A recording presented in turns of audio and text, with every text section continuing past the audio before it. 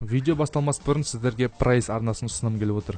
Бұл арнадан сіздер хоррор ойынына арналған керемет видео, қызықты әзілдер, сапалы монтажмен жасалған видеолар көре аласыздар. Және де осы жақында мықты видео шыққан, ол 100 000 теңгеге қалай компьютер жинауға болады деген. Шынымды айтсам, бұл видео маған өте керемет ұнады. Канал ұнаса міндетті түрде тіркеліп, лайктарыңызды басып, менен сәлем айтыңыздар. Сіздермен болған прайс арнасы сілтемесі төменде. Ассалаумағалейкум құрметті көрермендер. Сіздермен Хатият Нұрсұлтан және Суперкигач арнасы. Бүгін біздер Clash of Clans ойыны видеомызды жалғастырамыз. Бүгінгі тақырыбымыз әрине жүн гигантпен атака жасайтын боламыз. Көбісі білмеймін, жүн дейді, сосын шыбан дейді ма, комментарий жазған болатын менің ойыншыларым, яғни Clash ойнайтын ойыншылар жазған болатын. Жүн гигант дегенде көп жазды. Сол неге жүн гигант десем, оказывается үстінде мына байқадыңыздар ма, қолында жүн бекен, бұл или андай шубы емес, қалай жүн тері болады, бір қойдың терісі ма, или там құстың терісі ма, бір түрлі сондай тері киіп алған гигантпен атака жасайтын боламыз бүгін. Бұл дейтін, бұл гигантқа жету үшін көптеген тер төктім мен дейтін, бар ғой, прям 5000 не тұрады, лексер тұрады, 5000 лексер. Бұл 5000 лексер жинау үшін білесіңдер ма, өте қиын. Мен үшін қиын енді. Сіз үшін оңай болса, онда лайк, онда сізге лайк. Так, сол бүгін жүн гигант, яғни 6-шы өрін гигантпен атака жасайтын боламыз. Сосын менде, яғни фабрикада колдон көтеріп отырмын. Сосын сіздерден сұрайын деген комментарийға міндетті жазып кеттіңіздер. Сіздердің көмектеріңіз керек. Маған колдоннан кейін шар көтерейін ба? Шар көтерейін бе? Немесе шар или черный әскерден көтерейін бе екен? Қабан или валькирия, осын біреуін көтерейін ба? Шар көтерейін ба? Немесе қабан көтерейін ба? Қайда ойлайсыңдар? Или голем көтерейін ба? Шар или голем? Соны комментарийға жазыңыздар, шар немесе голем деп. Әрине сіздердің комментарийін қарап, кім голосование көп берді, соған көтеретін боламын. Ал ендеше біздер кеттік, жүн гигантпен атака жасайтын боламыз. Мына жүн гигант жасағанда әрине фарм міндетті түрде болу керек. Фарм, сосын базада жақсы болу керек. Особенно гигантпен енді фармға жақсы ғой, фармға. Сол өзім қазір нормальный фарм тапқасын атака жасайтын боламыз. Фарм дегенде примерно 350 мыңнан жоғары болса өте керемет болады. Егерде сіздерде үлкен фармдар болса, ренжімеңіздер, көбісі айтады, мә сен 350 мың фарм аз ғой дейді саған, мынандай неде звание деп қойған, мынандай неде әскермен. Міне, жоқ, мына фарм аз.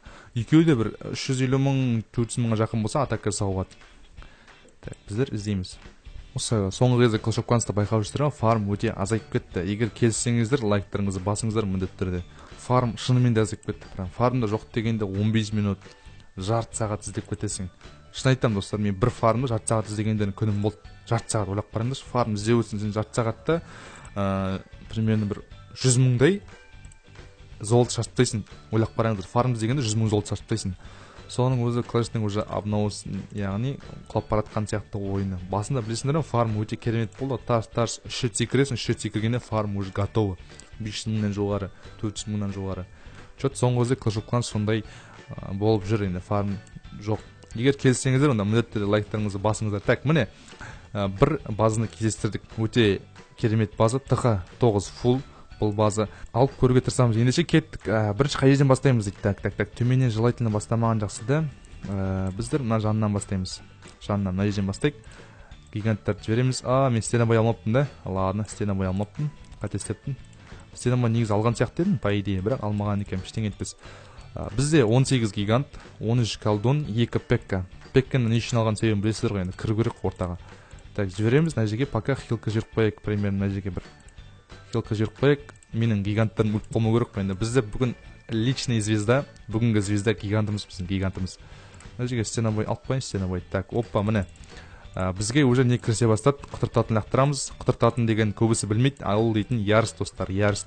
Құтыртатын деген ярыс. Так, хилка лақтырамыз, өліп баратыр. Гиганттар өте керемет эффект көрсетті. ТХ9 full достар, ТХ9 full.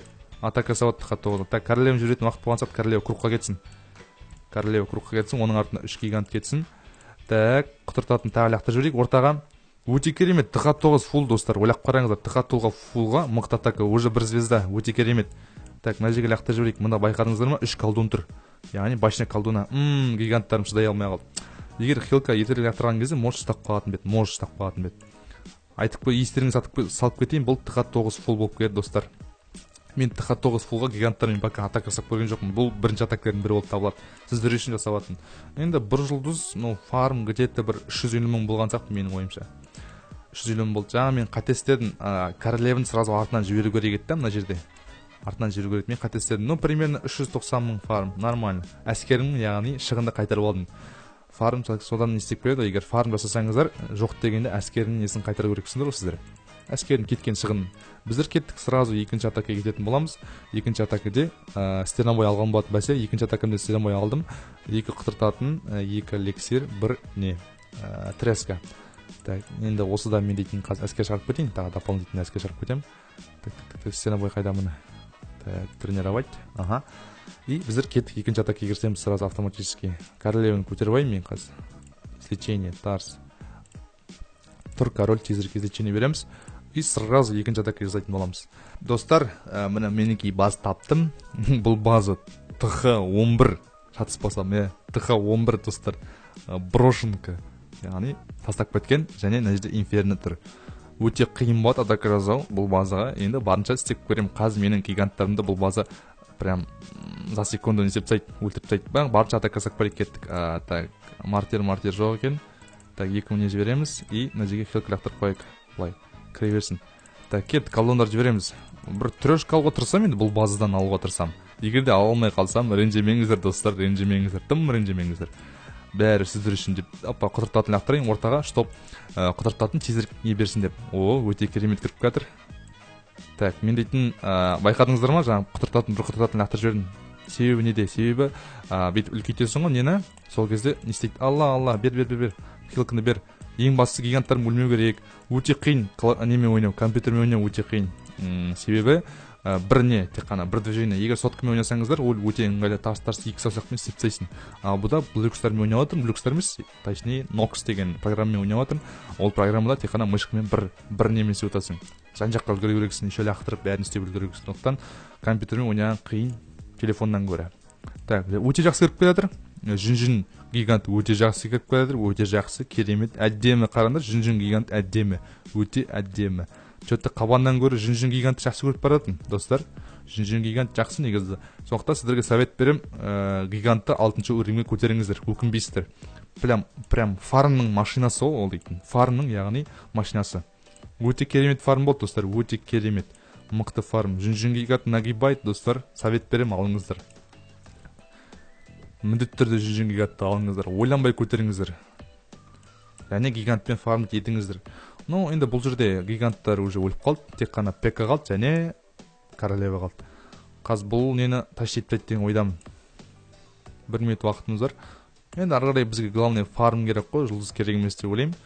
Бұл жерде енді трешка аламыз ба? Енді аламыз ғой, 1 минутта үлгереміз ғой. Так, көрейік трешка алдық деп. Тағы да айтамын, достар, гигант өте керемет екен. Маған 6-шы уровень гигант ұнады. Көбісі айтқан болатын маған, осы кезге дейін ең бірінші гигантты көтер деп. Гигантты көтер 6-шы уровеньге ең бірінші деп. Сол ең бірінші мен 6-шы уровень гигантты көтерген болатын, бірақ өкінген жоқпын, өте керемет. Сіздерге де кеңес беремін, достар, 6-шы уровень гигантқа көтеріңіздер, өкінбейсіздер. Прям көрдіңіздер ғой. Енді баз дейтін шамалы болғандықтан да, бірақ шынымен де 6-шы уровень гиганты өте керемет, достар. Міне 1% қалды, яғни мына жерде Тесла қалды, Патайная Тесла қалды. Онымен яғни ПК сүйісіп жатыр. ПК-ның бір жаманы асықпай соғады, удары өте асықпай. ХПС удары уроны көп болғанымен, бірақ удары өте асықпай, жай соғады. И болды, трешка. Өте керемет фарм деп ойлаймын. Қанша фарм еттім? 500 мың. Ну, 500 мың золото фарм еттім. 500 мың золото маған өте керек. Стройк көтеруге. Так, достар. Бүгінгі видео осы, достар.